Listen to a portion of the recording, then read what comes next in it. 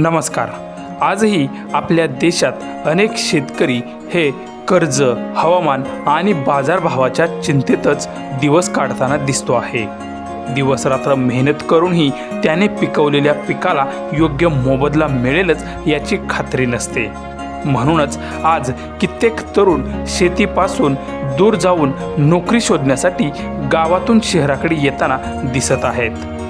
पण काही ठिकाणी मात्र शेतीचं चित्र पूर्णपणे वेगळं आहे।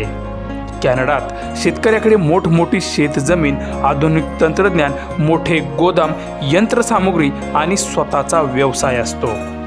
तिथे लोक शेती ही फक्त काम म्हणून पाहत नाहीत, तर मोठा उद्योग म्हणून तिकडे पाहिलं जातं।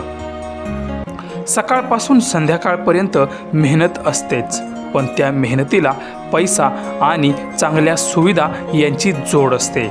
तिथे शेतमालाला योग्य भाव, सरकारची मदत, तंत्रज्ञानाचा वापर आणि योग्य नियोजन यामुळे तिथे अनेक शेतकरी करोडोंमध्ये खेळताना दिसतात। असंच आपल्याकडे जर शेतीला सरकारने आधुनिक दृष्टिकोन, योग्य बाजारपेठ मिळवून शेतकऱ्यांच्या मालाला योग्य तो भाव दिला तर आपल्याकडील शेतकरीही काही यापेक्षा कमी नाहीत।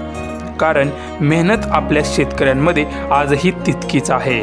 आजही आपला शेतकरी उन्हातान्हात राबतो, कारण त्याच्यासाठी शेती म्हणजे फक्त व्यवसाय नाही, तर जगण्याचा एक आधार आहे।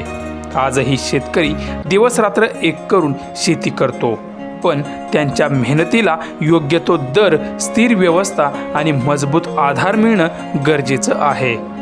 कारण देशाला अन्न देणाराच शेतकरी जर चिंतेत असेल तर देशाची खरी प्रगती तिथेच थांबून राहते, आणि हे अगदी 100% खरं आहे।